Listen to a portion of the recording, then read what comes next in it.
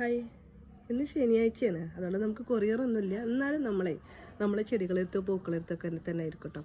അറിയാലോ, ഒരു free time കിട്ടുമ്പോഴും രാവിലെ നമ്മൾ ഓടിയെത്തുന്നത് ഇവിടെ തന്നെ ആയിരിക്കും.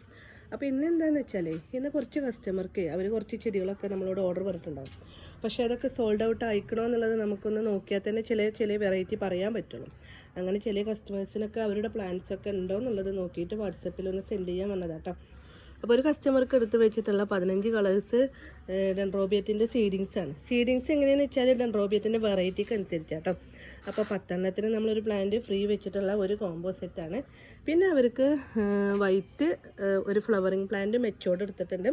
അതുപോലെ തന്നെ യായൻ്റെ ഒരു ബുഷി ഫ്ലവറിങ് പ്ലാന്റ് തന്നെ എടുത്ത് വെച്ചത് കേട്ടോ.